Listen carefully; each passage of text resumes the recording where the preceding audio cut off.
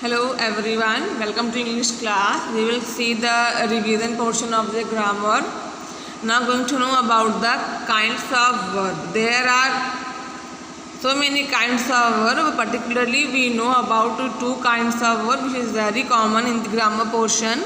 The first kind is transitive verb and the second kind is intransitive verb. The first is transitive verb and the second is intransitive verb. Now everyone, we will see these kinds of verb with the examples also.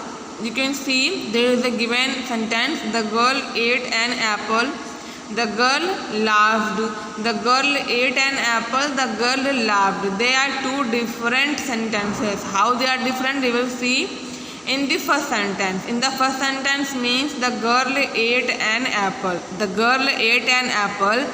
In the first sentence the verb ate, eat का second form ate होता है बच्चा. In this first sentence the verb ate which requires an object, जिसको एक object की requirement है. Object क्या है इसका? An apple. An apple will be the object for the ate, which requires an object, जिसको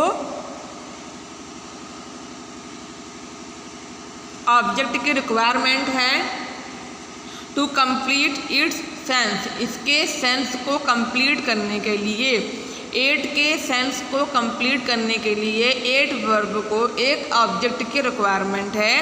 तो इसलिए इस कॉल्ड अ ट्रांजिटिव वर्ब. इसलिए जो ये वर्ब है, जो एट वर्ब है, इस वर्ब को हम क्या बोलेंगे? Transitive verb. ट्रांजिटिव वर्ब की जो हिंदी होती है उसको हम बोलते हैं साकर्मक क्रिया. ऐसी क्रियाएं जो अपने कर्म के साथ आएँ. You know the meaning of object इस कर्म होता है. एंड जो भी सेंटेंस में वर्ब दिया है, अगर उसको कंप्लीट सेंस मिलने के लिए किसी एक ऑब्जेक्ट की आवश्यकता होगी, किसी एक ऑब्जेक्ट की रिक्वायरमेंट होगी, तो उसको हम क्या बोलेंगे? Transitive verb. तो बेटा आप सेंटेंस क्या बनाइएगा, इसको मत लिखिएगा. The verb which requires an object to complete its sense is called a transitive verb. ये अपने आप कॉपी पे लिख लीजिएगा everyone. The verb which requires an object to complete its sense is called a transitive verb. Now see second sentence में है the girl laughed. In the second sentence the verb laughed does not require any object because it makes good and complete sense by itself.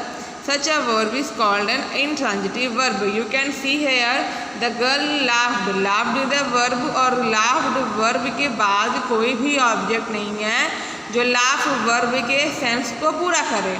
लड़की हंस रही है, लड़की हंसी, the girl laugh, लड़की हंसी. हंसना उसका जो कंप्लीट सेंस अपने आप में दे रहा है. द गर्ल लाफ्ड, हंसना भी एक क्रिया है, तो गर्ल लाफ, लड़की हंसी, कंप्लीट सेंस हो रहा है सेंटेंस का.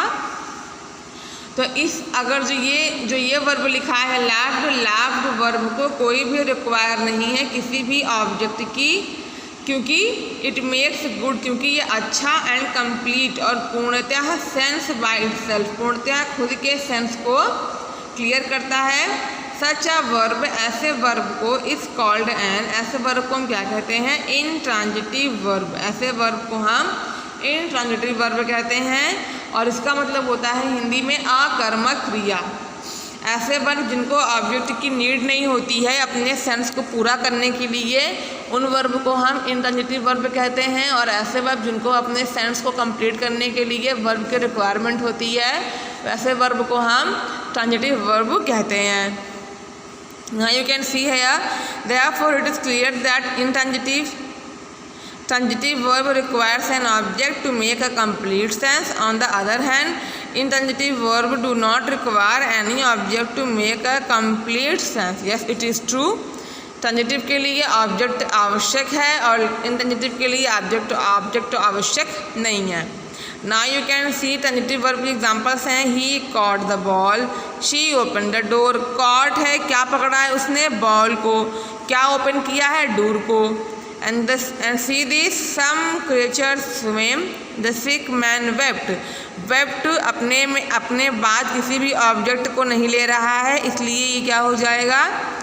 इंट्रांजिटिव वर्ब हो जाएगा। स्विम मीन्स तैरना होता है, ये भी अपने पास किसी ऑब्जेक्ट को नहीं ले रहा है, तो ये भी आपका इंट्रांजिटिव वर्ब हो जाएगा। ओके एवरीवन, तो दिस इज़ योर होमवर्क कि आप 20 सेंटेंस बनाइएगा, 10 upon the transitive verb and 10 upon the intransitive verb. Okay, and send me the picture after the writing of the homework. Everyone, thank you very much.